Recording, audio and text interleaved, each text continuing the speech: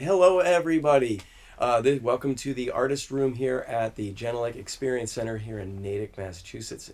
Today we have two wonderful guests. We have Lucy Kalantari, along with one of the founding members of the Jazz Cats, right? Darius, aren't you a founding member? Yep. Yes. Thank you for coming. You guys already performed, and it was spectacular. Oh, thank you. It was one of the coolest things we've done in this room. Thanks for having us. We're so excited to be here. Yeah. Oh, well, we loved having you. And to that, we were talking about this before because we met. For Grammy Week in LA. Yeah. But now you weren't there for an award at that time. Right, not that time. But I had been previously. Gratefully in 2019, we won for Best Children's Album. And then during COVID, an album was released that I produced, and that one won during the virtual Grammys in 2021. Wow. So. And what is it that got you into children's songwriting and performing? Well, my son, actually. Before that, I did a lot of, very adult, angsty music. I don't know. I think it would be called adult contemporary. That was like the category. And but when Darius was born, I started doing a song a week.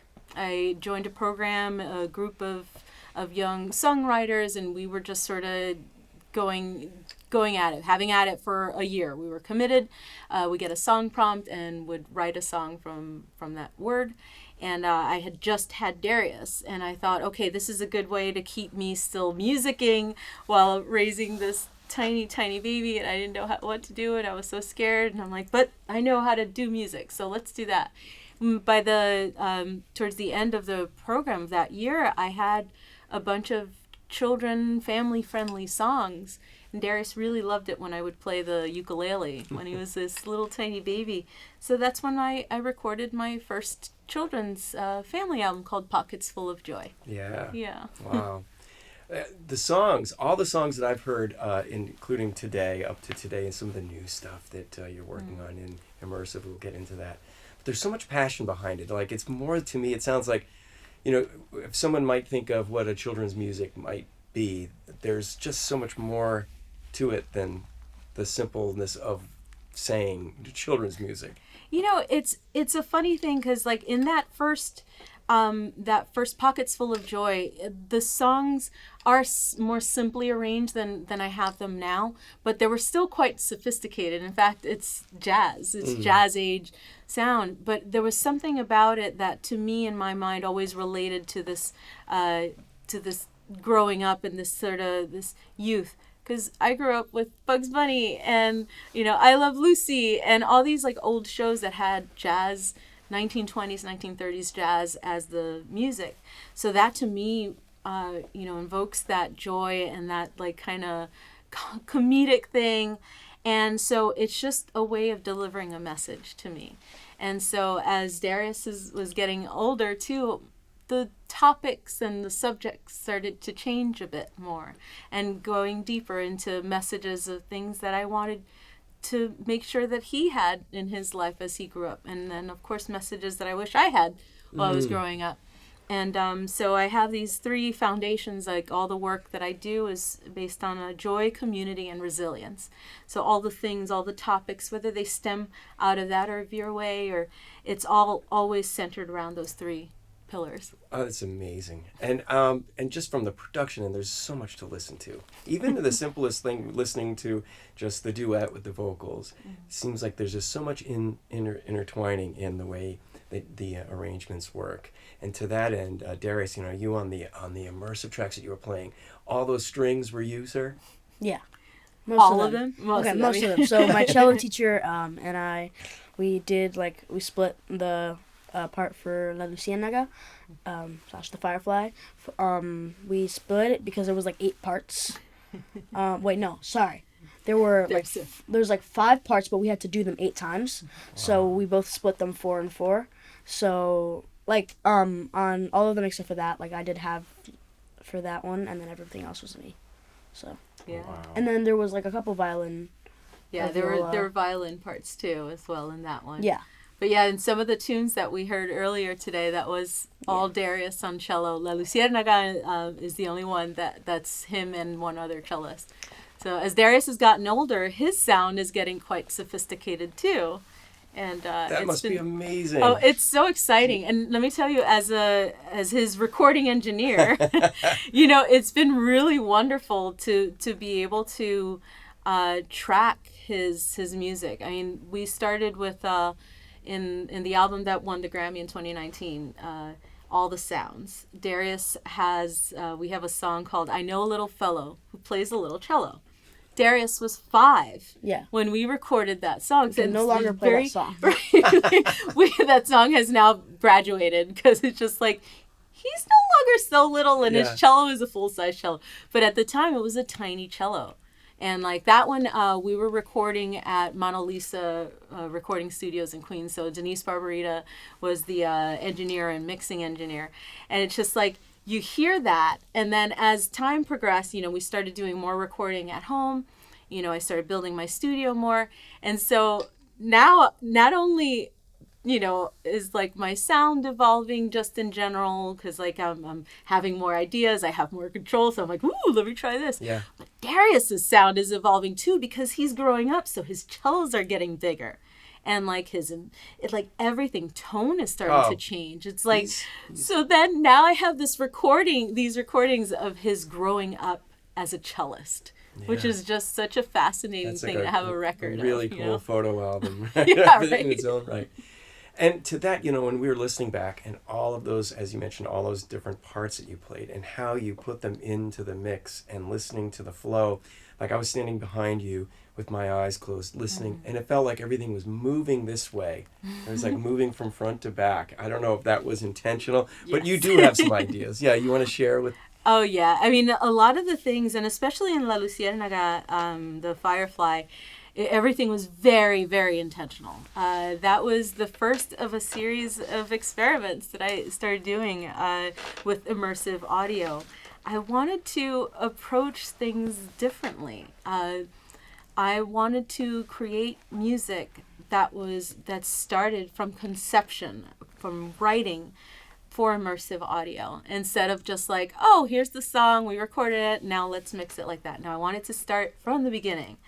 And so that meant everything from lyrics that would allow me to bring in things that would create visuals in this environment, right? And use your imagination. And of course, since we focus on music for children, I wanted this to be like a story that they can really visualize in their heads, but still this is all audio that's triggering that.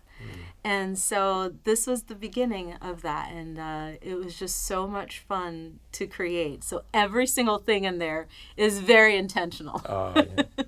And this leads us to what we're doing together next year. Oh, yes. Yeah, do you want to talk about that? Oh, I'm so excited. All right, so I didn't stop at the Firefly. I was so excited about all the different ways we can make music, these song stories, how we can use immersive audio, Atmos, for kids, for families.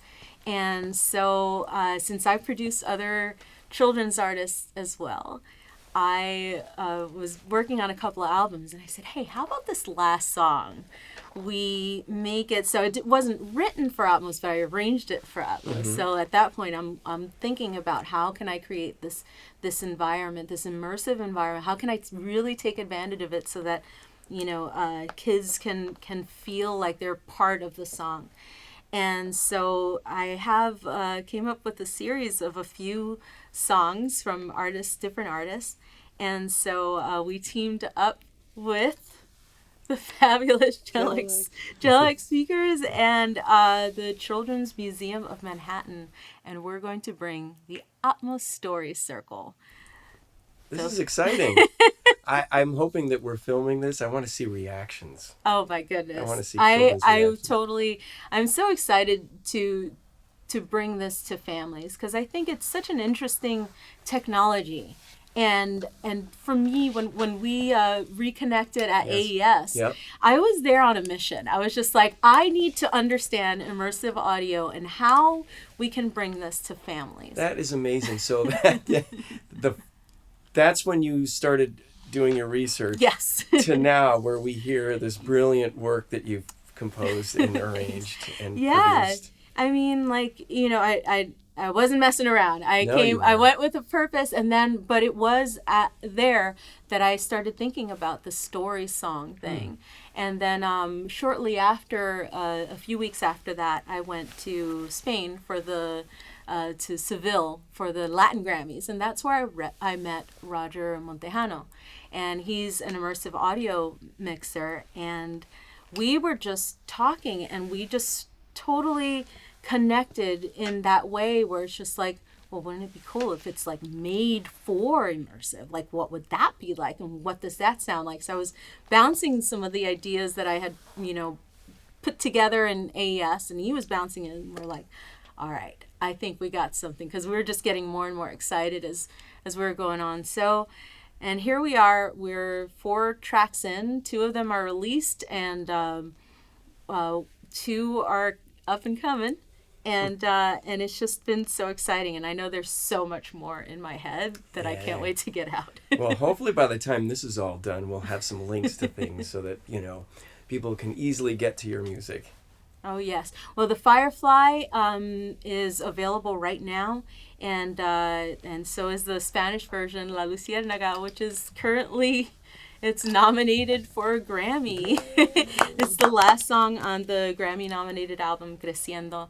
And it's been very exciting that this is touching a lot of ears, a lot of people's homes, and they get to take these song stories with them. So good. And this is your first Grammy nod? So okay. This is my first this is my first one that I'm going to be able to like actually win an award. The first time I think I wasn't like old enough or something. Oh. But and then I got a certificate for that one, and then another time, it wasn't actually the same one that she did. It was another guy, John Sampson. He made an album, and I was on a couple of the songs, and so that won. So this is my first time that I could actually like get an award. Get the award. He's an actual nominee. Oh, I'm rooting for you.